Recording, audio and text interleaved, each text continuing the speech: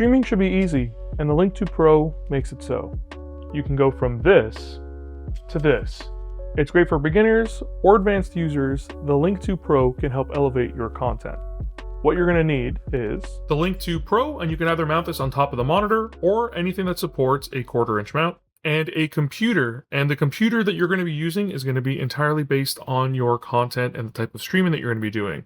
If you're going to be doing mostly IRL content, you're not going to be gaming and streaming at the same time, you can use a lower spec PC. Although if you do plan on leveraging some of the green screen effects, it is suggested that you use a GPU that is a GTX 1080 or higher. But if you're going to be gaming or streaming on the same computer, it is suggested that you use a GPU that has its own dedicated encoder, which will make streaming a lot easier. In this PC, I'm using a 3900X paired with a RTX 3080. And you're going to want some lighting. Lighting can make a huge difference on your camera, and we'll go into a little bit more depth on this later in the video. And some optional items for your stream are things like a Stream Deck, which can really help not only improve your control over your streaming software, but can also help you control your Link 2 Pro. You can also leverage an additional camera for some really unique camera angles during your streams. So why should you use the Link 2 Pro for streaming? Well, first, its flagship 1x1.3-inch sensor delivers fantastic clarity and great low-light performance. The sensor is capable of 4K 30 or 1080p 60 video. The dual microphone allows the Link 2 Pro to intelligently switch between natural voice pickup and strong directional suppression, depending on your needs. AI tracking with the 2-axis gimbal can elevate your streams to the next level, allowing for more movement without locking you into a singular angle. And the Link 2 Pro has some additional features that make streaming easy. For example, the green screen effect allows for super easy and quick keying, whereas the scene presets can help you manage multiple scenarios very quickly. So let's get to the setup. First, we're going to be mounting the camera. Now you can either do this on top of your monitor or using a desktop tripod. Using a tripod, you can also leverage portrait view, which will allow for a 9:16 aspect ratio uncropped. The AI tracking can help keep you centered in frame if you move a lot while you're streaming. Now, choosing an angle is going to be a little bit up to personal preference and a little bit up to your lighting setup. I personally like having my camera set up a little bit to the side of me, not directly face on. I like having it a little bit to the side where if I have it on top of a monitor, it'll be on either corner, or if I'm using a tripod, I'll actually have it maybe a couple inches to the left or to the right of the monitor. Now, setting up lighting is extremely important. Good lighting can really make a good camera look incredible. Now, you have two options here. You can do singular lighting or multiple lights, depending on what fits your budget.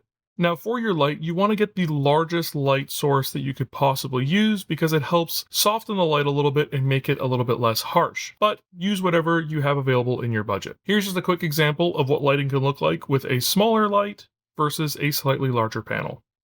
Now with a singular lighting source, you want to have it behind and to the side of your camera, ideally further away from you than your camera is. If you're adding a secondary light, that light can be used as what's called a rim light behind you, which can add a little bit of depth and help light up your scene. So now that we've got our lighting set up and we've got our camera set up in a position that we're happy with, we can go over the camera settings.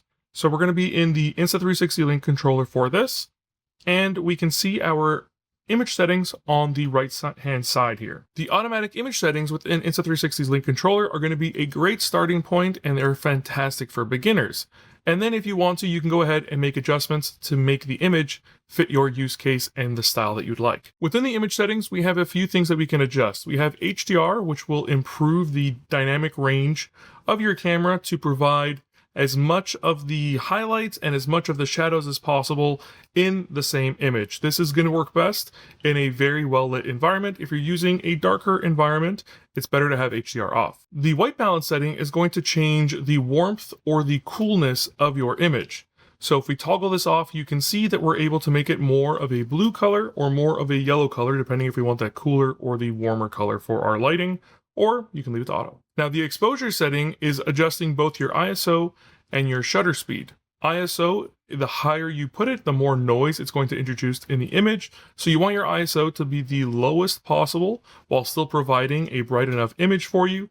And you want your shutter speed to be a little bit quicker, as that provides a smoother overall image. You also have the ability to adjust an exposure curve. This is a little bit more for advanced users, but it's something you can play around with if you're interested. It's something that's very easy to reset back to the original settings just by hitting the reset button there. Autofocus is going to adjust the way that the autofocus works. If you have it on auto, autofocus is going to be enabled. If you turn that off, you're going to be able to set a manual focus point. So if you want your camera to not change its focus point at any point, so if you move away from the camera, you'll automatically be out of focus. If you move closer, you'll be out of focus. If you're in the focus spot that you want, you'll be in focus. That's where you go ahead and change that. Now, the rest of these settings are post-process image settings where they're not going to change the way the camera is actually working, but they're going to change the way that the image is sent to whatever software you're using. So increasing the brightness is just going to overall increase the brightness of the image, but it's not going to be changing the shutter speed or the ISO. The contrast is going to do the same.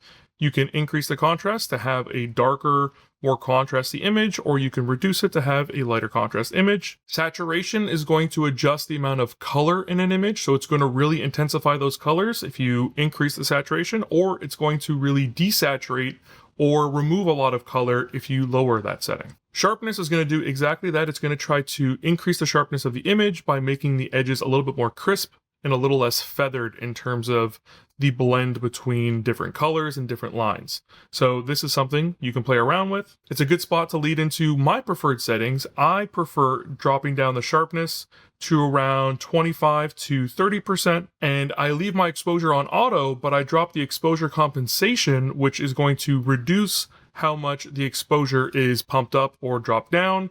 And I put this to minus 0.3. I feel like it gives me a better overall image for my current lighting scenario.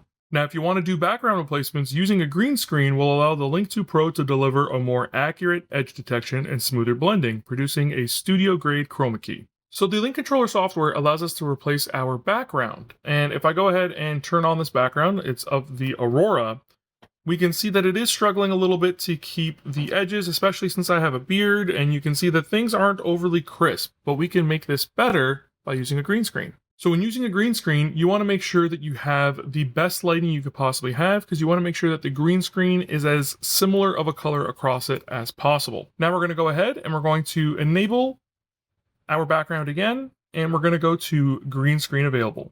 So now we can see that the edges are a lot more crisp, and we're getting a much better overall chroma key to remove that background for us. So if using a green screen, I highly suggest that once you have it set up and it is picking up, we're going to go ahead and go to the settings here, and you want to do auto color, which will allow the Link controller software to choose whatever green it thinks is going to work the best for doing the chroma key. And as we can see here, it's a lot better. Our edges are a lot crisper. My beard looks a lot better now. And overall, we have a much better lighting setup. And overall, we have a much better background replacement. And if we want to, we can make some adjustments here. So we can adjust the background color range, the edge smoothing, we can reduce the reflection, and we can improve the detail enhancement. And if you want to see what any of these do, you just mouse over the question mark and it will help explain it for you. So now with all that said, let's go ahead and hop into OBS to get ourselves set up for a stream. So now we're going to really quickly set up our OBS. So the first thing you're going to want to do is, if you do have the Link controller software open and you have the preview on, you're going to want to disable that, or else you will not be able to properly add the Link 2 Pro as a video source. We're going to turn that off. And now in OBS, we're going to go ahead and add a new source. We're going to right click, we're going to do add new source, video capture device, and we're going to call this Link 2 Pro. If it doesn't select the Link 2 Pro for you, you just hit the drop down and we're going to find the Link 2 Pro. Now here we can go ahead and set the resolution and FPS. So we can do a maximum of 4K 30 or 1080p 60. This is going to be entirely down to personal preference. Do you want to prioritize a higher resolution or a higher frame rate? 4K 30 looks great. It is great for full-size cams and will give you a lot more detail, whereas 1080p 60 will give you a much smoother motion. So if that's the kind of stuff that you want to prioritize, go ahead and choose 1080p 60. So if you do want to change your resolution, you go ahead and hit the custom, and now we're going to choose, and we have the 4K or 1080p. Here you're able to choose your frame rate. Now if your camera's too large, don't worry, just right click here, transform, and we're going to do fit to screen. Now let's go ahead and add our microphone. So we're going to right click in here again, add source, and we're going to do input capture. We're going to call this Link 2 Pro mic. We're going to press OK. We're going to go down and we're going to select our Link 2 Pro. Now, when using the microphone with the Link 2 Pro, it's really important to choose the right audio mode for you. So if you go back to your Link controller and we're going to go to the settings, we're going to go to audio, and you can see that we have the multiple audio settings here. Now, standard is going to be great if you do have a lot of background noise, you have a lot of humming, an air conditioner, anything like that, it's going to be great for you. But if you do want to have the most accurate sound and the most true to life sound, original is going to be the best. There will be no noise cancellation whatsoever. It's going to be as natural as possible. Now, if you'd like to use your Link 2 Pro with the background replacement, we're going to have to make an adjustment. The first thing you're going to want to do is just disable or deactivate the Link 2 Pro. And now you're going to add a new video capture device, and we're going to call this Link 2 Pro Virtual. Let's select the Insta360 Virtual Camera. Now, if this is too large, again, right click, and we're going to go ahead and fit to screen. So now it is using our virtual camera. And if we go back over to our Link controller software, we can go ahead and do our background replacement, and we can see that our background is now being replaced within OBS. And since our green screen isn't large enough to cover our whole camera, we can go ahead and do a little bit of cropping here. And if I'm going to be using this as a picture-in-picture camera, we can go ahead and just make this one smaller and put it wherever we'd like.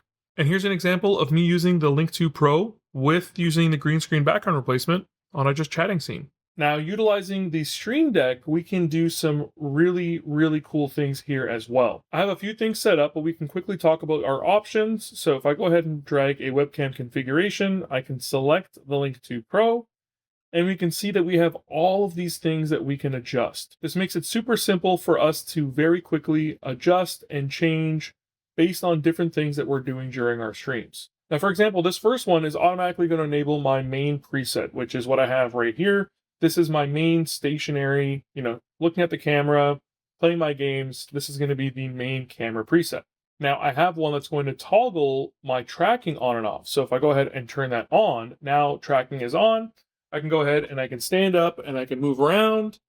And then if I go ahead and turn that off and I go and sit down, I can repress my main, and it's going to go ahead and bring that right back to me. So that's great. Now, I also have two buttons that allow me to change between the two audio modes that I would most often use. So the standard audio and the original audio.